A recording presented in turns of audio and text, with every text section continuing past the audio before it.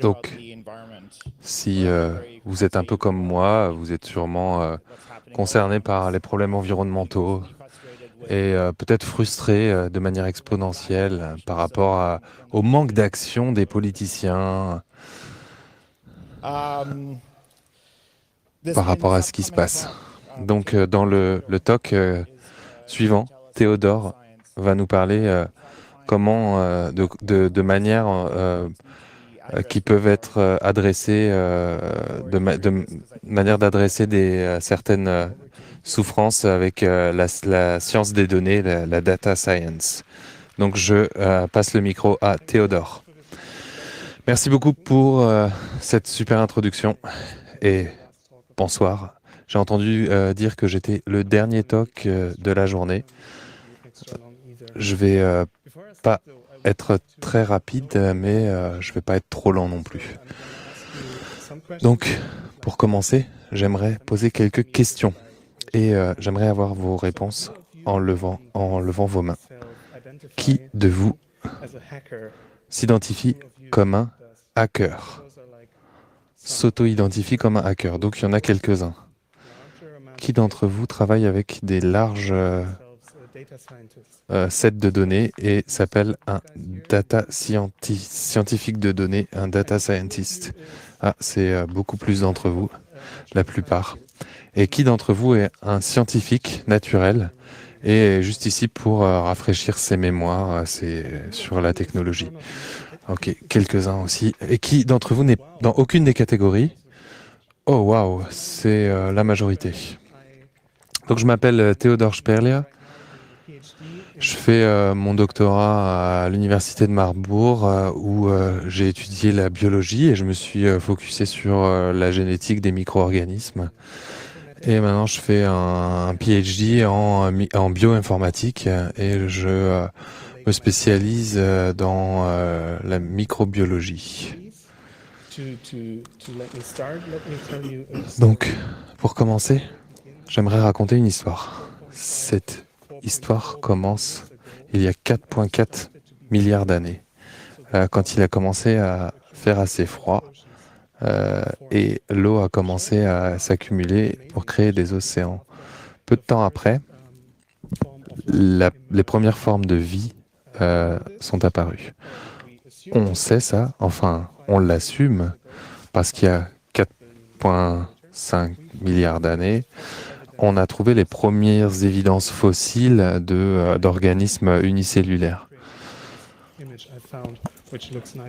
Pas comme ça, mais je trouvais que cette image avait l'air assez sympa pour mettre une image sur ce que je vous raconte. Donc ces premières formes de vie sont apparues et avec ça, une nouvelle ère a commencé. Un nouvel âge de développement de choses. Parce que on a eu un processus d'adaptation et de mutation, de diversification qui s'est produit, donc qui a conduit à l'évolution, comme on l'appelle. Donc on a des formes de vie qui sont apparues à partir de simples cellules et qui se sont diversifiées et qui ont conquis la planète. Donc on a eu une diversification encore plus importante et une adaptation à la terre et à l'air. Et chaque type de vie imaginable ou possible est plus ou moins développé. Il y a un organisme qui vit de cette manière. Et donc ça a continué et continué. Et les organismes ont changé, se sont transformés. Certains d'entre eux ont l'air effrayants, d'autres ont l'air plutôt sympas. On voit ça, on a découvert ça à partir de fossiles qu'on a récupérés dans la Terre et voilà, on peut savoir à quoi ressemblaient ces organismes. Et ce qui s'est produit, c'est un événement catastrophique qui s'est produit 5 fois dans l'histoire de la Terre, qui est une extinction de masse qui a annihilé quasiment l'intégralité des organismes vivants. Celui qu'on connaît bien, c'est le dernier, celui qui a tué les dinosaures. C'était un météorite, comme la plupart d'entre vous le savent, je pense. Mais ça a aussi permis la création d'autres choses. Ça a fait disparaître les dinosaures, mais des nouvelles formes de vie, après une extinction de masse, apparaissent également et qui utilisent l'espace qui a été libéré après l'extinction qui a été produite. Les événements d'extinction sont habituellement ont tué 75-80% des espèces vivantes.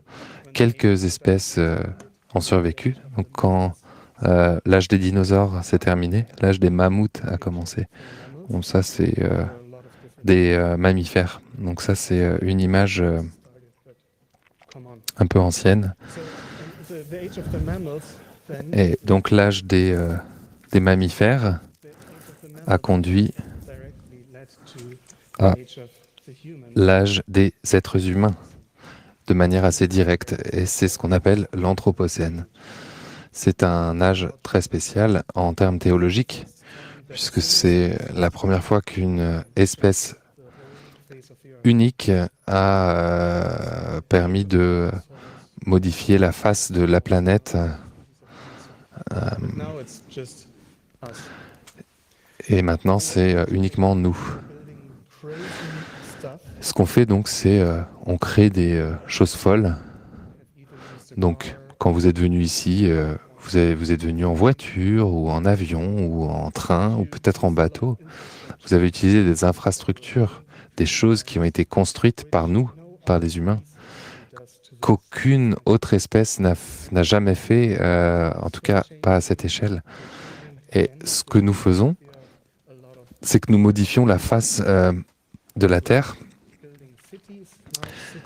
et on construit des villes, on construit des infrastructures, on construit des villes énormes qui détruisent la plupart des espèces vivantes de ces surfaces. On crée des rues qui coupent à travers les forêts et séparent les biotopes et les espèces et les rendent plus fragiles et qui leur donnent des probabilités d'extinction plus élevées. Donc, et nos déchets se transforment en microplastiques et envahissent la planète. On produit également énormément de CO2 et on induit un changement de climat qui évidemment est aussi un problème pour les espèces. Je ne vais pas parler de changement climatique ici. J'aimerais insister là-dessus, car c'est un problème lié.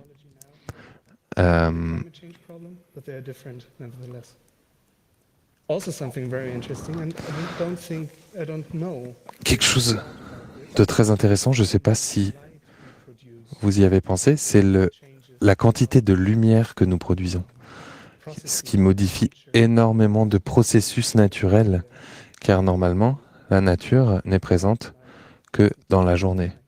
Nous créons énormément de lumière la nuit, et ceci change tout. D'une certaine manière, nous prenons les écosystèmes et à partir de cela, nous créons des technosystèmes. On supprime tout ce qui est écologique.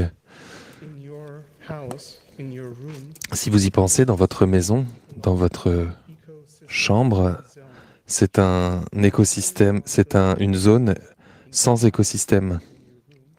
Vous ne voulez pas d'écosystème dans votre chambre, dans votre logement. Si vous voyez une araignée ou autre chose, une autre espèce animale, vous ne pensez qu'à la tuer pour supprimer tout écosystème autour de vous. C'est ce qu'on fait dans la plupart de la Terre. Mais je vous demanderais, est-ce que c'est un problème? Donc, ce qu'on sait, c'est pas grand-chose. Il y a beaucoup de choses que nous ne savons pas. Mais une chose que nous savons, c'est peut-être que vous l'avez tous entendu dans la dernière ou les dernières années à la radio. Ah, l'année dernière. Nous ne sommes pas encore en 2019, mais bientôt, ce sera il y a 2 ans. Donc, dans les 27 dernières années, la biomasse des insectes en Allemagne a été réduite de 75%. Ça veut dire que si vous prenez une boîte et vous collectez tous les insectes que vous pouvez dans cette boîte et vous la mettez sur une balance, ça veut dire qu'elle pèse 75% de moins qu'il y a 27 ans en faisant la même chose. Bien sûr, c'est une publication, mais d'autres publications ont confirmé cette découverte. Maintenant, si on réduit, d'autres études prouvent que si on réduit la quantité d'insectes de manière si radicale, ça peut avoir un effet sur tous les organismes. On pense aux oiseaux et les plantes, bien sûr, les fleurs, mais on voit ça également dans toutes les autres espèces animales. Dans les 100 dernières années, les pourcentages d'extinction des animaux ont augmenté de manière drastique. Toutes les espèces animales qui étaient, certaines espèces animales qui étaient là avant ne sont plus là. Elles ont disparu soit complètement, soit partiellement d'une certaine zone. Je pense que ça devrait nous effrayer vraiment. Parce que la question est maintenant de savoir à quelle distance ou quelle est la distance qui nous sépare de la prochaine extinction de masse qui va nous affecter. Ça, c'est intéressant. J'ai trouvé ces données quelque part et j'ai reproduit cette représentation. Donc ici, on voit les mammifères, par exemple, les reptiles, les gastropodes. Et ici, on voit la ligne rouge qui va considérer une extinction de masse. Donc on voit qu'on n'est pas très loin de cette ligne rouge. Donc les scientifiques discutent et sont venus à la conclusion que l'humain va probablement être responsable de la prochaine extinction de masse sur Terre. Donc on est à peu près aussi grave que la météorite qui s'est abattue sur Terre. Comment vous vous sentez par rapport à ça? Je ne pense pas que je vous raconte beaucoup de nouveautés ici. Donc j'aimerais rafraîchir vos mémoires. C'est le motto de ce congrès. J'ai pas mis énormément de photos d'animaux ici. C'est volontaire, mais je voulais plutôt prendre des données. Et ce que j'ai trouvé intéressant quand j'ai préparé cette session, j'ai pensé aux films que j'ai vus ces dernières années. Et tant de films parlent de ce problème. C'est plus des monstres extraordinaires et comment les retrouver. Et même les méchants dans les films maintenant font ça mieux que nous. Si vous voyez les projets de Thanos, par exemple, dans Avengers, il veut sauver l'écologie en tuant une partie de la population.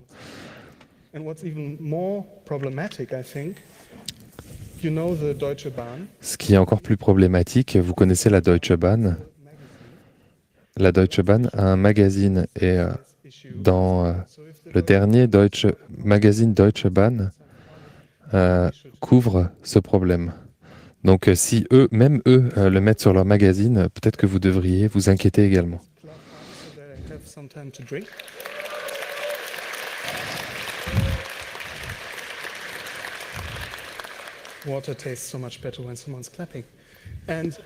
L'eau a toujours meilleur goût quand tout le monde applaudit.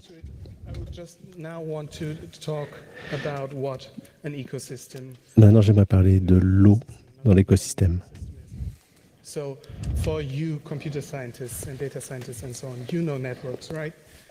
Vous, les computer scientists, vous connaissez, vous savez parler de réseau.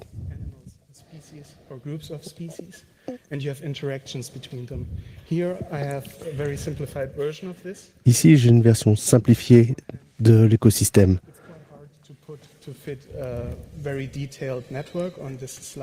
C'est difficile d'afficher un réseau détaillé sur ce genre de slide.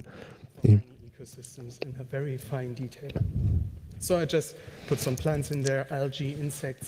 alors, j'ai juste mis l'essentiel, les insectes, les plantes, les poissons, et j'ai essayé d'écrire les interactions entre tout cela.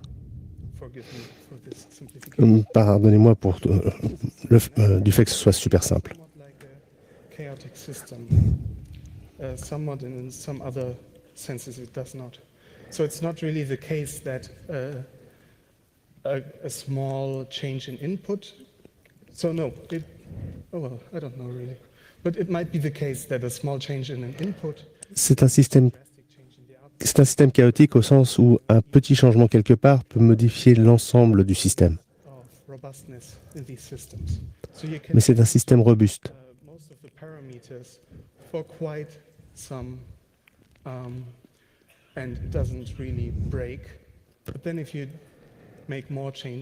Ce système ne casse pas, même si vous faites plusieurs changements.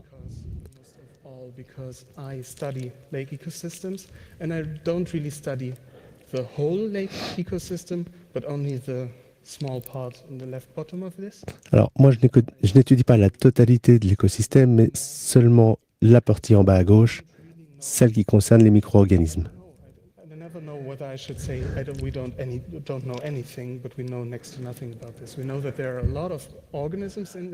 Mais dans cette partie-là, on connaît quand même pas mal de choses. Pas tout, mais pas mal.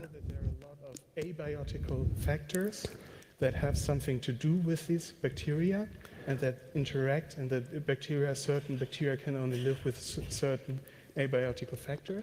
Alors, certaines bactéries peuvent vivre uniquement dans certains milieux. Et c'est là qu'entrent en compte les interactions. Laissez-moi vous parler are getting worse and worse. Let me go through 3 ways of disrupting an ecosystem. For example, what you could do is you could put too much nitrate on your acre. And this nitrate will get Donc, par exemple, si les nitrates se déversent dans les rivières et atteignent les lacs. Donc, ça peut être une bonne chose pour vos plantes, mais la conséquence sur le lac, s'il y a trop de nitrates, ça va créer une évolution des plantes et des algues et provoquer une réduction de l'oxygène dans l'eau et de la lumière, car il y aura moins d'oxygène disponible pour les autres organismes, ce qui va impliquer la mort des insectes, des poissons, bien sûr les grenouilles et les oiseaux également. Et maintenant, votre écosystème est mort. Un deuxième exemple, c'est d'amener une espèce alien, bien sûr pas de Mars, mais peut-être d'Amérique du Nord. Par exemple, une autre espèce de grenouille ou un champignon. Donc, cette grenouille amène une maladie avec elle, comme un champignon par exemple. Ici, c'est un vrai exemple. Donc, ce champignon va tuer la plupart des grenouilles existantes. Les nouvelles seront résistantes, donc pas de problème, mais les anciennes, les locales, ne sont pas résistantes, donc elles vont mourir. Les nouvelles espèces vont aussi manger les insectes, donc ils pourraient mourir aussi, ce qui va également provoquer la mort des poissons et des oiseaux. Et encore une fois, on a tué l'écosystème. Et la troisième chose qu'on peut faire, c'est qu'on peut changer l'écosystème de manière géographique, sur un niveau géographique. Ici, c'est là où on voit que notre modèle d'écosystème comme un réseau peut arrêter de fonctionner. Donc on peut par exemple créer un barrage et élargir le lac. On peut pas forcément le voir sur ce modèle, mais ce qui peut se produire, c'est que les poissons ont plus d'espace. Donc ils ont besoin de moins et du coup ils se reproduisent moins. Donc on a moins de poissons. Donc on va avoir la même conséquence que tout à l'heure. Donc c'est vraiment pour vous rappeler qu'il y a plusieurs niveaux d'information géographique, évolutionnaire ou pour modeler un écosystème correctement. Donc, parlons de ce qu'on peut faire pour résoudre le problème. Et je pense que je ne vais pas parler de ce qu'on peut faire dans la vie de tous les jours. C'est un sujet très important, mais peut-être pour une autre session.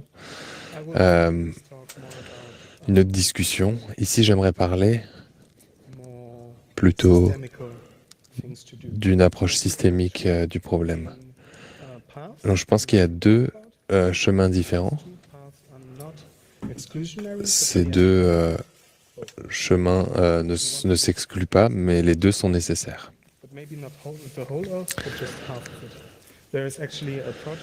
Laissez la Terre tranquille. Peut-être pas toute la Terre, mais au moins la moitié de la Terre. Il y a un projet qui s'appelle Half Earth Project. Vous voyez le lien ici, où l'organisation argumente sur le fait qu'il faut au moins laisser la moitié de la surface de la Terre sans impact humain.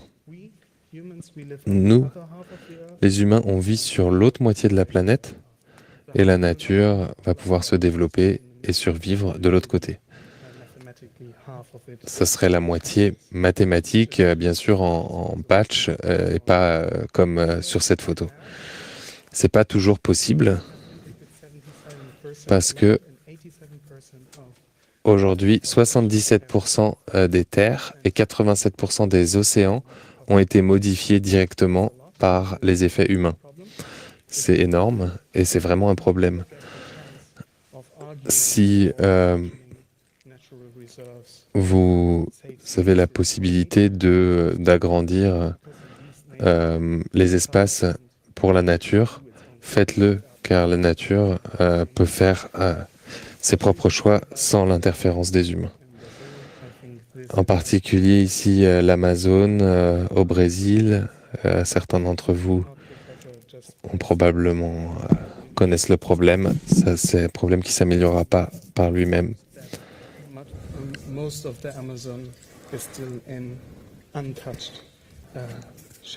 La plupart de l'Amazone est encore intacte. C'est important de laisser un maximum de la planète tranquille. Mais on peut vraiment que le faire d'une certaine manière et voilà, on a besoin de nourriture, on a besoin d'endroits pour vivre et du coup il y aura toujours un impact sur ces zones. Donc une autre suggestion que j'aimerais vous faire ici dans cette pièce et bien sûr ceux qui sont sur internet, une chose qu'on peut faire, c'est qu'on peut hacker cet écosystème. Bien sûr, cette conférence est sur le hacking, donc pourquoi ne pas parler de hacking d'écosystème? Il y a 2 mois, j'étais avec Frank Rieger pour parler de hacking. Et il y a énormément de parallèles que j'aurais pris si j'avais su avant de préparer cette session, mais parler de manière générale, on a un système qui est un peu comme une boîte noire. On ne sait pas trop comment ça fonctionne vu de l'extérieur. On cherche une voie d'entrée et on utilise des informations qu'on a récoltées pour essayer de l'améliorer ou trouver des alternatives.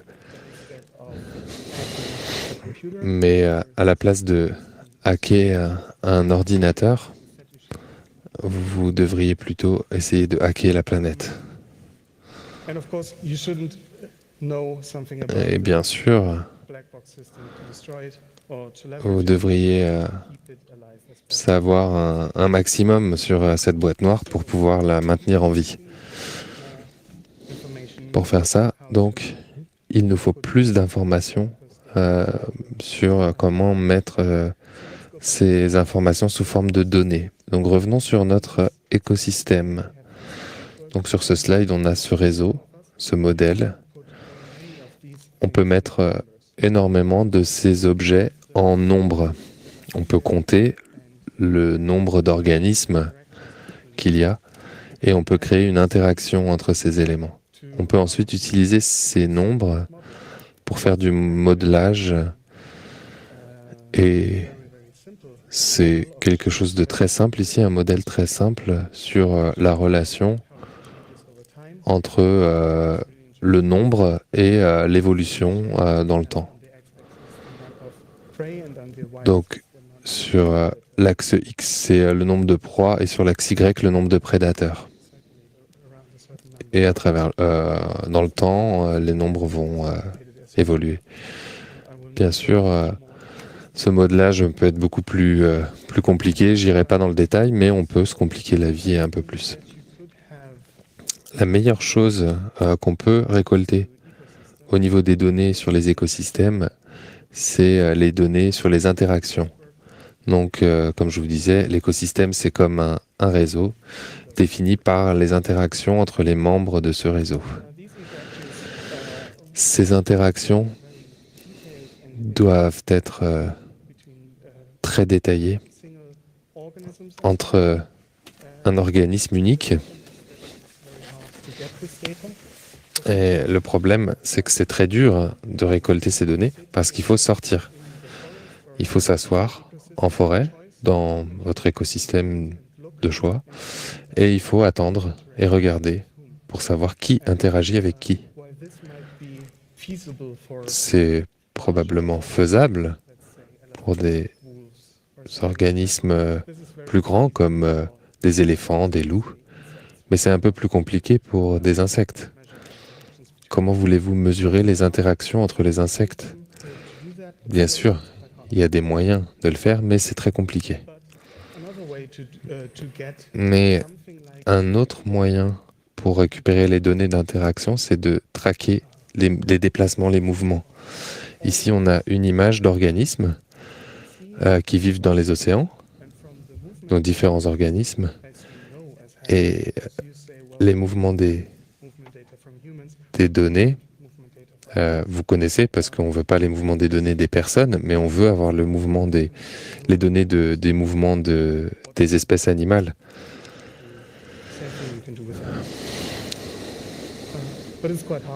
Mais encore, c'est assez compliqué de récolter ces données.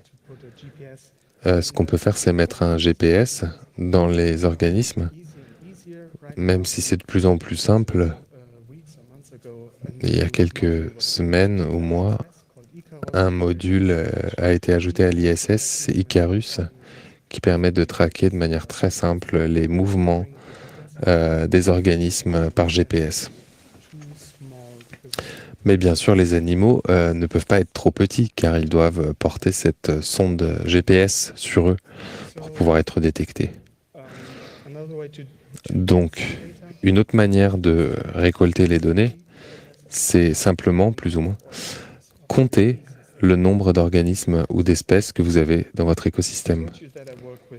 Je vous ai dit que je travaillais avec des bactéries et des micro-organismes.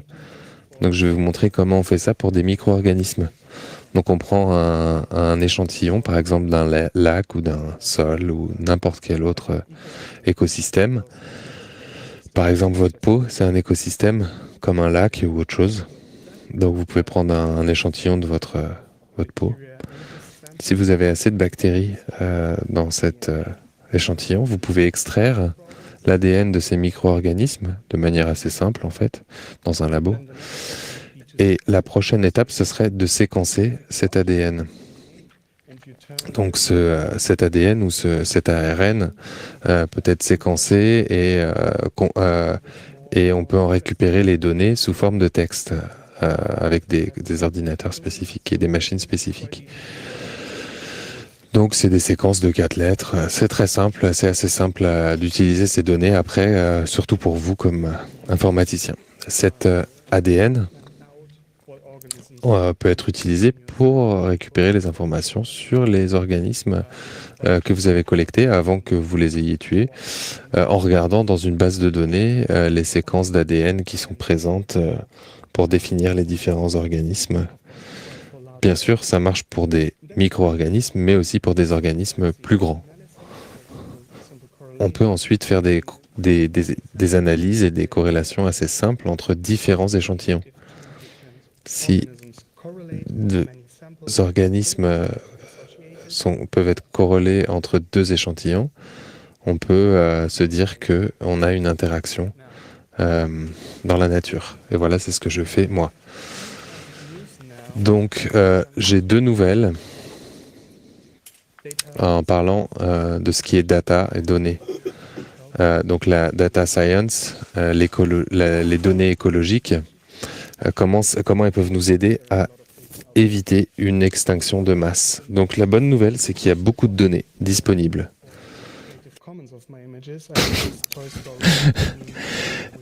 Et les données sont partout et on a vraiment beaucoup de données publiques qui sont disponibles. On peut les télécharger de manière très facile. Il y a énormément de données disponibles. Les gens créent beaucoup de données. La plupart de ces données vient de tests de plus petite taille et les données sont collectées à certains endroits. Ces données sont sous différentes formes et différents types de données. C'est le seul challenge. Donc la mauvaise nouvelle, c'est l'effet de batch. Donc là, c'est la mauvaise nouvelle. Si on a différentes méthodes pour extraire l'ADN de nos échantillons ou séquencer l'ADN, ça va évidemment changer les résultats. Donc la plupart des données disponibles ici est difficile à comparer parce que les données ont été générées de manière différente. Donc c'est un problème et c'est vraiment la mauvaise nouvelle de l'écologie des data. Et sur cette mauvaise nouvelle, j'aimerais résumer tout ce que je viens de vous dire. Donc, je vous ai dit qu'on est en train d'approcher d'une 6e extinction de masse.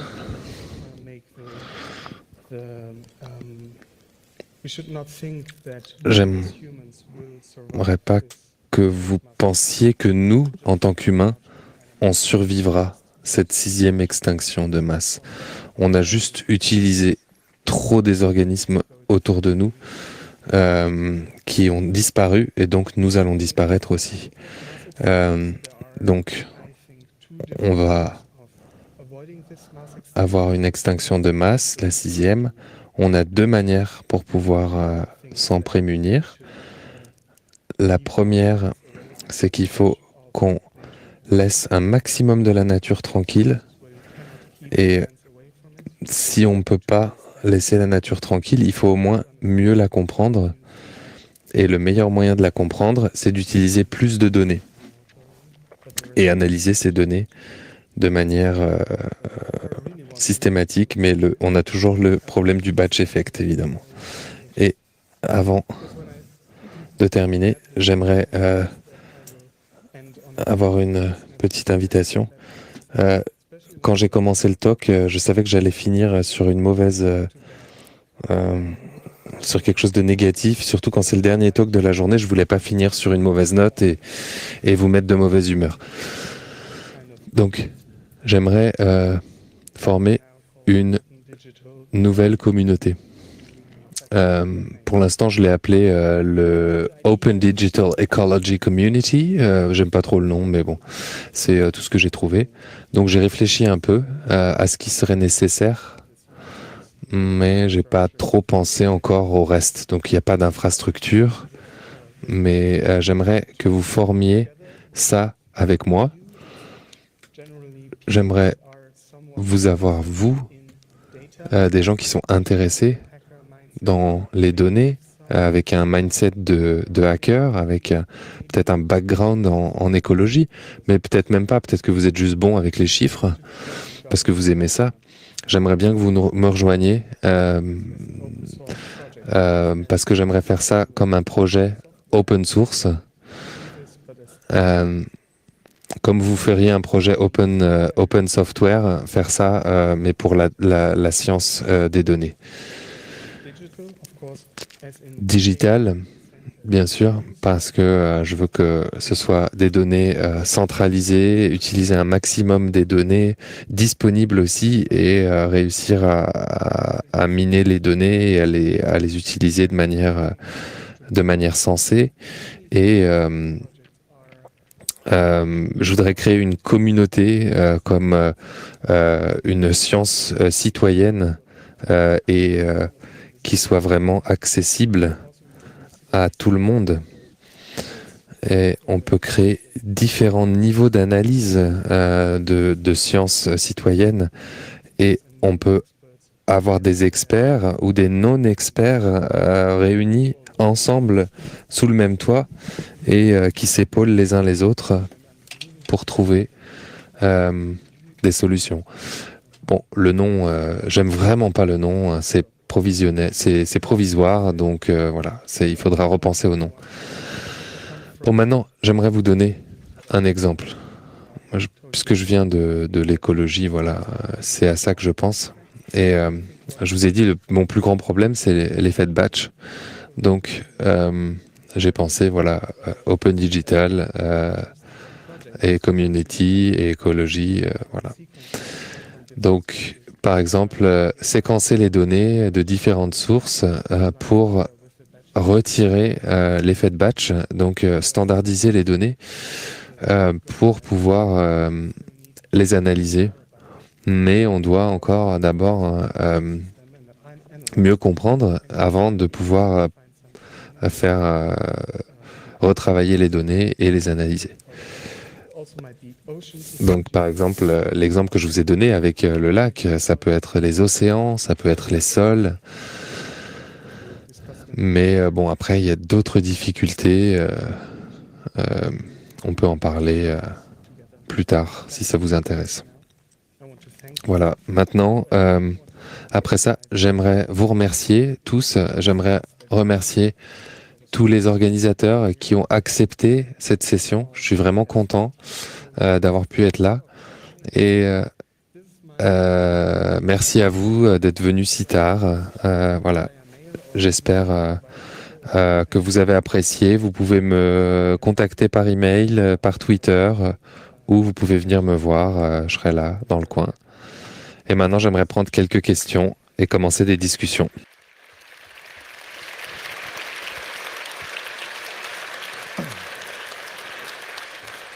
So that was a call to arms if I've ever heard one before.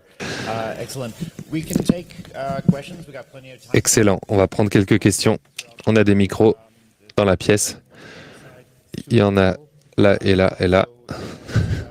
On a aussi Internet.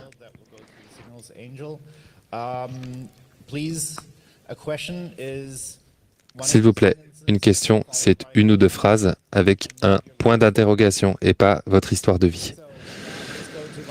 Alors, première question. Oui, merci pour votre bonne session. Vous parliez de retirer l'effet de batch et des initiatives pour standardiser les collections de données à venir. Est-ce que vous pouvez en parler? Réponse de l'orateur. Oui, pour certains domaines, il y en a. Beaucoup. Pour d'autres domaines, il y en a quelques-uns. Ça serait vraiment une grande aide si les méthodes de collecte étaient standardisées. Ça commence à se mettre en place, mais ce que je parlais du séquençage d'ADN, et c'est assez récent, depuis une dizaine d'années, et ça commence à se mettre en place. C'est une chose qui serait vraiment bien, mais il y a énormément de données qui sont déjà là et qui sont gratuites, qui sont accessibles. Donc, ce serait dommage de ne pas les exploiter. Let's go back to microphone 2 again. So after analyzing the data, what's your idea? Donc, après avoir analysé les données, quelle est l'idée de hacker les écosystèmes, les améliorer ou les reconstruire? Réponse de l'orateur. Oui. Je suis resté un peu flou volontairement parce que c'est quelque chose qui me fait encore beaucoup réfléchir, j'y pense encore beaucoup. La première chose, c'est de maintenir ces écosystèmes en vie. Pendant qu'on garde, en les laissant sous pression. Mais la première chose, bien sûr, serait de réduire la pression sur ces écosystèmes. Mais si on ne peut pas, il faut au moins les garder en vie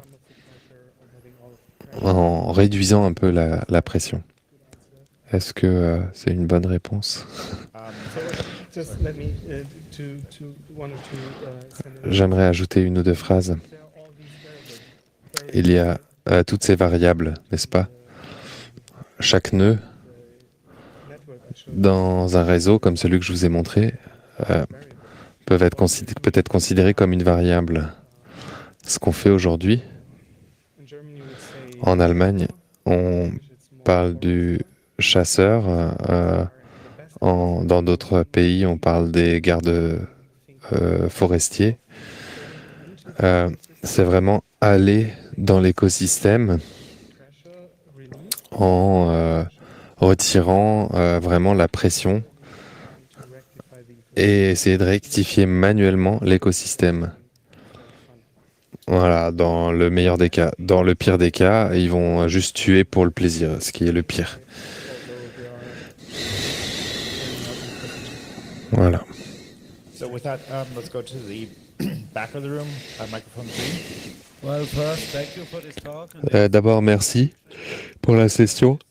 database programming, and I find it just very Moi, je fais de la programmation de bases de données et j'ai trouvé ça très rassurant de voir ça venant d'un data scientist. database Est-ce que data scientists. est-ce que tu connais des moyens de connecter les différentes bases de données For connecting pour hackers, quels moyens? who have data to analyze. Pour connecter des hackers à des data scientists qui ont des données à analyser. Réponse de l'orateur, non, je pense pas que ça existe vraiment pour des gens qui sont à l'extérieur des académies. À l'intérieur des académies, dans ton domaine, tu connais les accès, tu sais où récupérer les données et les bases de données. Tech support. Donc, vous avez assez de support technique. Pour le moment, oui. Mais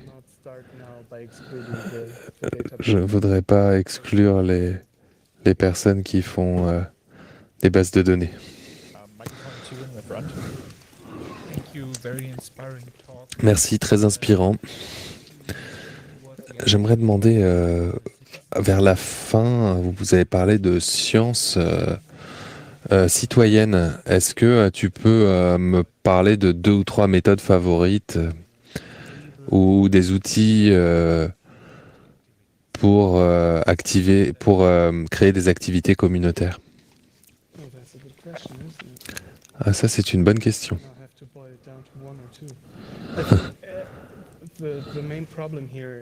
Je pense que le problème principal ici, c'est que le workflow a énormément d'étapes. Et ces étapes seront sur différents niveaux. Donc on a des étapes standards en bioinformatique. Et ensuite, on a pas mal de statistiques, de méthodes statistiques. Bien sûr, on a du machine learning aussi pour récupérer les informations des données. Mais c'est vraiment pas si facile de catégoriser et dire utilisez ce programme et tous vos problèmes seront résolus.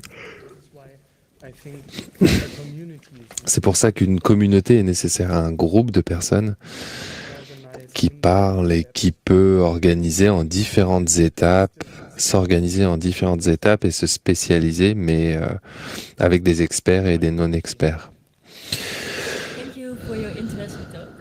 Merci pour ton talk intéressant. Je me demande si tu as toutes les données sur les écosystèmes et si toutes ces données sont interconnectées. Est-ce que ça peut vraiment t'aider à arrêter l'extinction de masse des espèces? Yes, of course. There are two Oui, bien sûr, il y a deux choses auxquelles j'ai pensé. Et du coup, j'ai deux idées. Les deux ne sont pas positives. La première, on sait beaucoup sur le changement climatique. Il y a une chose qu'on doit faire pour stopper ce changement climatique, et c'est réduire les émissions de CO2. C'est assez simple en fait. Et on le sait depuis 20-30 ans à peu près. Et la prise de décision manque.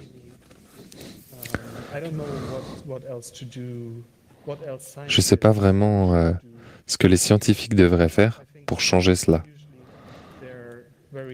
Les scientifiques sont en général assez flous et ils disent on sait pas trop, peut-être, peut-être pas. Et le langage a changé pas mal avec le temps. Maintenant, les scientifiques disent si vous ne changez pas, dans les 3 prochaines années, on va tous mourir. Mais les scientifiques ne peuvent pas vraiment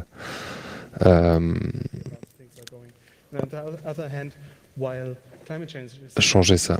Une autre chose, c'est la variable pour influencer le changement climatique est assez simple. Pour l'écologie, c'est beaucoup plus complexe. Il y a énormément de variables qui rentrent en jeu. Je pense que les discussions avec les personnes qui créent les différentes règles sont très importantes. Moi, je suis vraiment déprimé par les gens qui créent les lois et prennent les décisions. Et c'est pour ça que j'ai voulu faire ce talk. Je me suis dit que ça pourrait peut-être motiver un peu.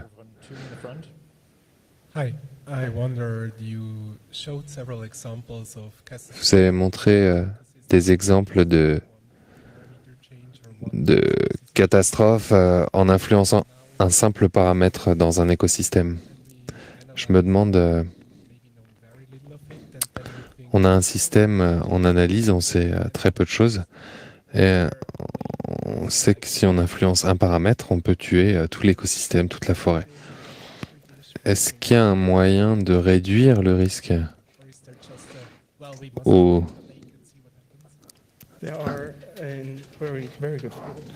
Ouais, très bonne question. Il y a des étapes et beaucoup de gens travaillent sur différents écosystèmes avec 2, 3, 4, 5 organismes ou espèces qu'ils surveillent, ce qui ne représente pas du tout un écosystème complet. Il y a vraiment un gap énorme et je ne sais pas si c'est possible de répliquer un écosystème dans un labo de manière complète parce qu'il y a tellement de facteurs qui rentrent en jeu. Il faudrait reconstruire un lac complet avec toute l'histoire du lac et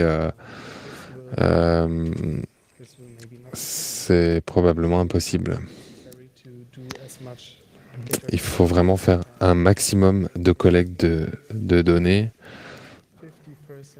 pour pouvoir dire qu'on est sûr à peu près 50%. Est-ce qu'on a une autre chance? Oui, alors faisons-le. sorry to tell you. You're getting us all depressed here. Yeah. Is there a microphone? Ah, il nous rend tous déprimés là. Thank you very much for this interesting talk and Merci pour cette session amount of answers they give to our questions. et le nombre de réponses à nos questions. Par rapport à ta connaissance, ton savoir, est-ce que tu penses qu'on a vraiment une chance d'arrêter cette extinction ou qu'on peut juste la retarder? Yeah, I would really like to say, J'aimerais vraiment vous dire des choses positives. like to say, oh yes, we can do it. J'aimerais vraiment pouvoir vous dire « Oh oui, on peut le faire, c'est simple », mais j'en sais rien. Je pense pas, probablement pas. Mais je pense que c'est pas non plus une option. So you can say, okay, we can't do it. Il y a tellement de cas de figure où on dit non, on peut pas le faire, mais il faut quand même essayer. Donc, en tant que scientifique, voilà, je peux pas vous dire que on peut pas le faire, mais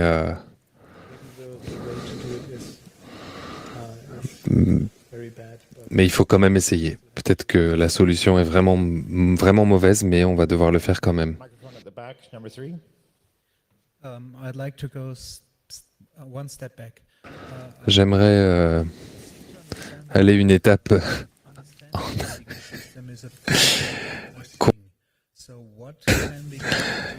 Qu'est-ce qui peut être fait pour comprendre mieux l'écosystème et mieux le prédire?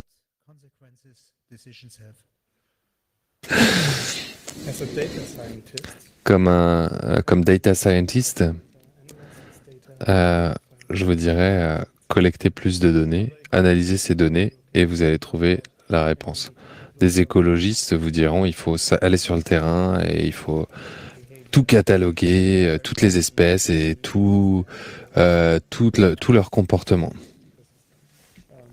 pour vraiment comprendre l'écosystème. Donc, il y a des approches et des réponses différentes. Je pense que le point de vue data, concentré sur les données est celui qui peut être appliqué de manière la plus simple sur une large échelle. Merci également perfect, good name, I heard. Yeah. pour l'initiative et Just for this idea to get drive.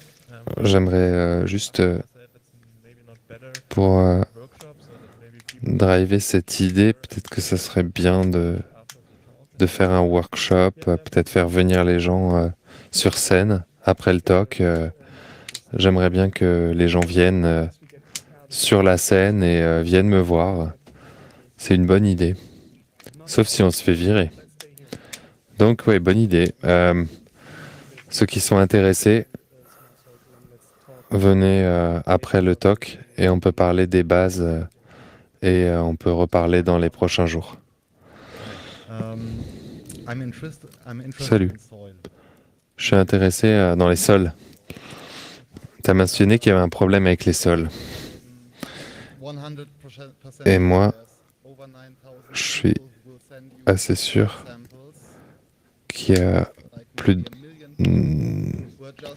des milliers de personnes qui peuvent vous envoyer des échantillons de leur sol. Parce que s'ils savent ce qui va se passer avec, ils vont partager, ils vont vouloir... J'aimerais savoir quel est le problème avec les sols. J'aimerais poser une question en retour. Qu'est-ce qui t'intéresse dans les sols, en fait? L'humus, la séquestration du carbone. J'aimerais savoir s'il y a un consensus scientifique sur ces sujets. Non, j'aimerais pas aller si loin. Microbial ecology, there is the question whether everything is everywhere but the environment selects. So you could say that if you take similar ecosystems, all the bacteria that are in the one ecosystem would also be in the other ecosystem with some changes because of there is more salt or less salt and so on and so on.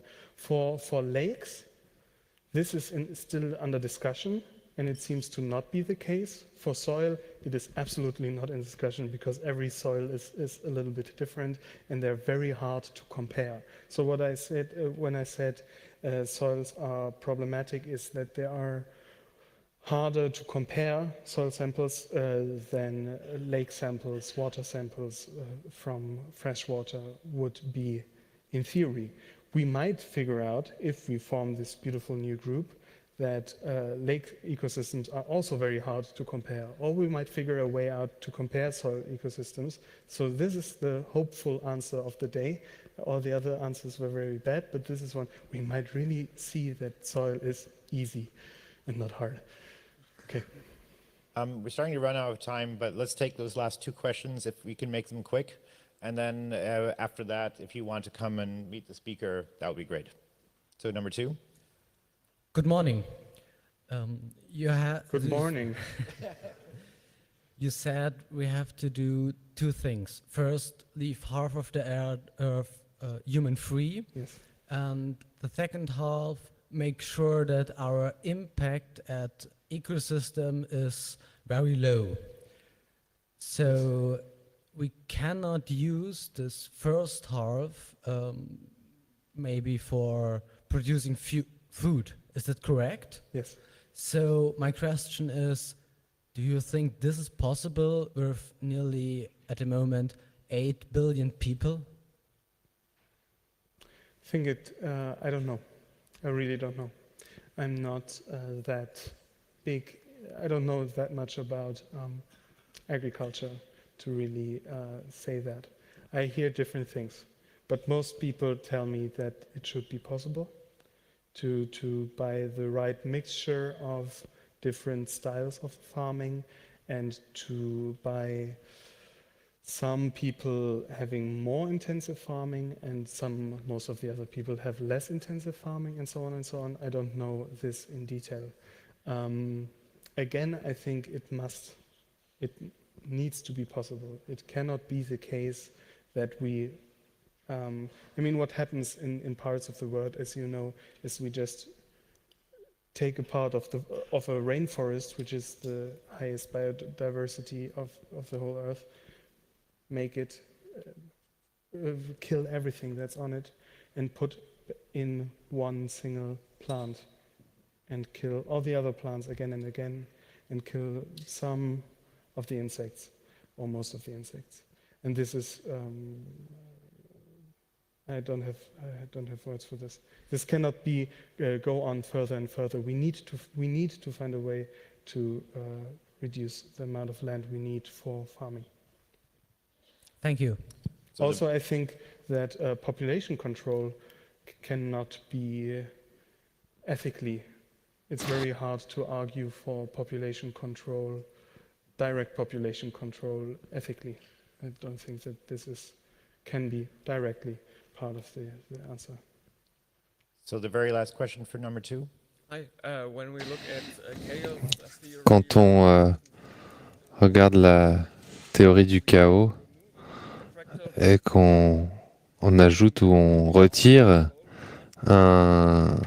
et que le système devient hors de contrôle, on ne peut pas vraiment le prédire. Est-ce qu'on peut prédire avec les données qu'on collecte aujourd'hui si tout le système a déjà changé?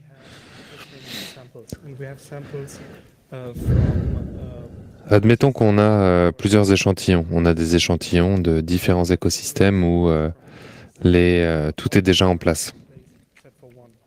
Et si on retire maintenant un organisme, et maintenant on en a un où on retire 2 organismes, et espérons qu'on trouve quelque chose comme ça, et on peut se dire, ok, on dirait que voilà, ce sont toutes les choses qui interagissent, et est-ce que si on rajoute les pièces manquantes, on peut revenir à l'échantillon d'origine.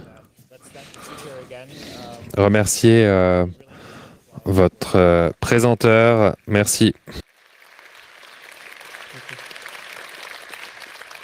Et merci d'avoir suivi cette